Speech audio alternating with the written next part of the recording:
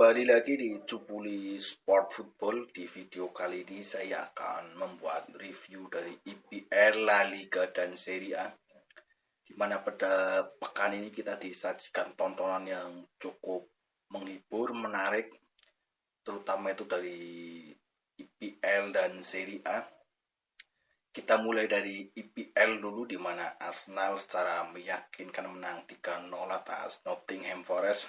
Arsenal turun dengan formasi 4-3-3. Terjadi sedikit perubahan di line up-nya Arsenal, di mana di lini tengah si Merino ini turun sebagai starter berdua dengan si Odegaard, dan sementara untuk pos depan diisi oleh Eze melakukan di laga debutnya, dan di kanan diisi oleh Noni Madueke dan striker jelas Gyökeres.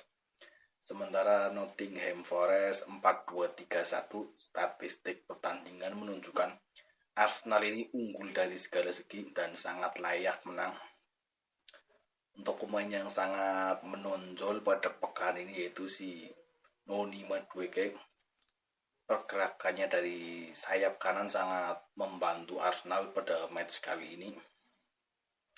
Terlepas dia tidak mencetak gol, tetapi poros utama serangan Arsenal pada match kali ini jelas di sektor kanan. Dan selamat kepada Arsenal dan fansnya yang berhasil meraih kemenangan pada pekan ini setelah pekan lalu mereka kalah oleh Liverpool dan tetap menempel Liverpool di papan atas klasemen sementara IPL. Kita ke match kedua, di mana Tottenham Hotspur juga menang secara meyakinkan atas West Ham United. Tottenham turun dengan formasi 4-3-3, sementara West Ham United 4-2-3-1. Statistik pertandingan menunjukkan Tottenham ini unggul dari segala segi, dan si Thomas Frank membuktikan bahwa kapasitasnya cukup bagus di Tottenham, di mana pada 4 kali pertandingan di IPL ia sukses meraih 3 kemenangan. Dan selamat kepada Tottenham Hotspur dan fansnya yang berhasil meraih kemenangan pada pekan keempat ini dan tetap berada di papan atas.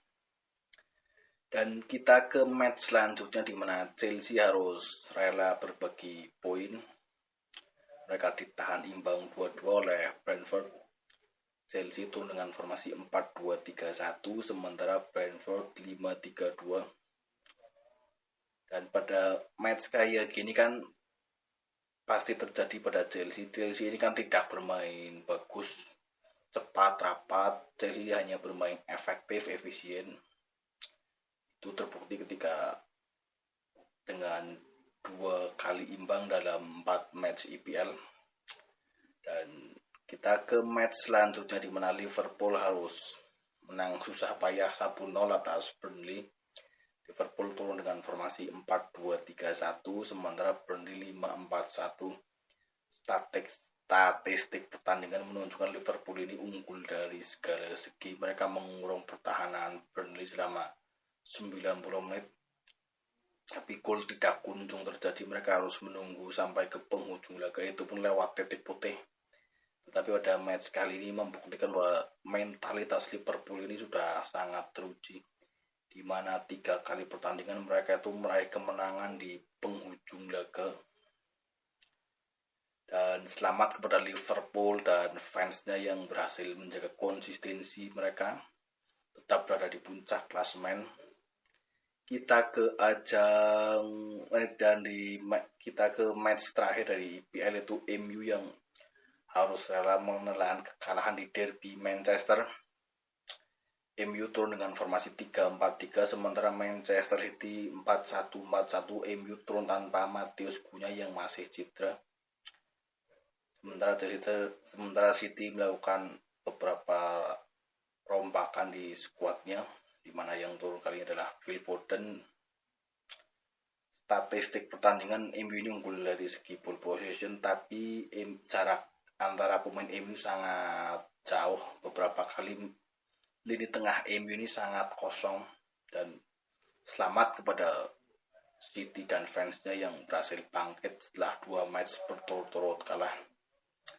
Kita ke ajang La Liga, di mana Real Madrid menang 2-1 atas Real Sociedad. Madrid turun dengan formasi 4-2-3-1, sementara Real Sociedad juga sama 4-2-3-1.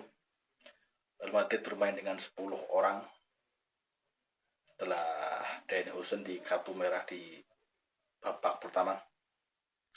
Yang jadi masalah dengan Madrid ini adalah pemain depan mereka yang konsisten selalu mencetak gol kan ini hanya Mbappe. Yang lainnya kan belum terbukti. Tapi pada match kali ini menunjukkan bahwa Madrid ini mentalitasnya sangat luar biasa. Walaupun mereka hanya bermain dengan 10 orang, mereka tetap menang. Dan itulah yang dibutuhkan oleh klub sebesar Real Madrid untuk menjaga mereka tetap dari papan atas dan psikologis mereka tetap baik. Kita ke pertandingan selanjutnya, di mana rival abadi mereka Barcelona pesta 6 gol ke gawang Valencia. Barca turun dengan formasi 4-2-3-1, sementara Valencia 5-3-2. Barca sangat unggul dari segala segi, baik ball possession, shot on target, dan lain-lain. Ini menunjukkan bahwa Barcelona ini pada pekan ini sedang on fire. Setelah pekan lalu mereka hanya bermain imbang 1-1. Dan ini adalah modal yang sangat bagus untuk memulai matchday Champions League musim depan. Selamat kepada Barcelona dan fansnya yang berhasil menjaga konsistensi sampai ke pekan keempat ini. Kita ke ajang Serie A, di mana hujan gol terjadi di derby Italia antara Juventus melawan Inter Milan. Juve turun dengan formasi 3-5-2, Inter juga sama 3-5-2. Statistik pertandingan menunjukkan Inter sedikit lebih unggul dari segi ball possession, shot on target sama. Tapi Juve ini unggul dari segi efektivitas. Match yang sangat seru dalam artian kedua tim ini tampil ngotot, tidak mau kalah. Bukan bermain cepat, rapat, layaknya sepak bola modern. Gol-golnya pun kan kebanyakan tercipta dari luar kotak penalti, bukan hasil dari sebuah set play. Gol yang hasil dari set play kan hanya gol awal dari Juventus, yang lainnya kan tepakan dari luar kotak penalti. Tapi inilah laga derby sangat panas. Selamat kepada Juventus dan fansnya yang tetap menjaga konsistensi sampai ke pekan ketiga ini. Mereka tetap berada di papan atas bersama dengan Napoli.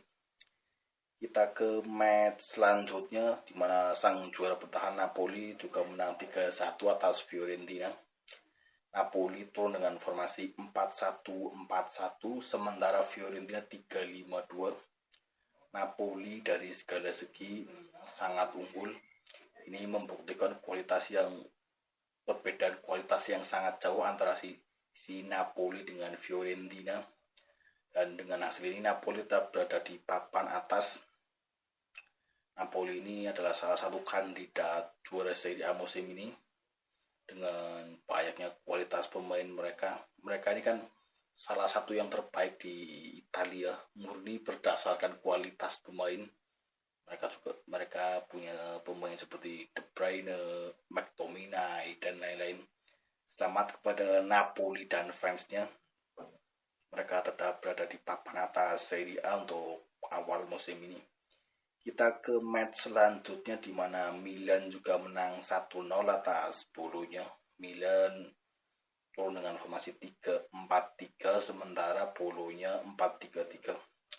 Statistik pertandingan menunjukkan laga ini harusnya itu imbang, tapi Milan beruntung. Sampai kapan Milan ini bergantung pada seorang Luka Modric yang sudah berusia 39 tahun. Pemain Milan ini kan bisa dibilang tidak bagus-bagus amat lah. Mungkin hanya beberapa seperti Mike dan ataupun yang lain. Hanya kelas tier 2 lah, bukan tier 1.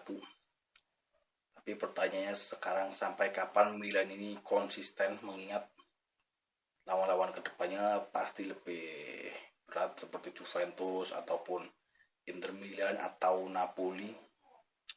Semoga saja Milan tetap konsisten walaupun dengan pemain yang seadanya. Dan video kali ini cukup karena sepak bola terlalu indah dari sebuah kemenangan.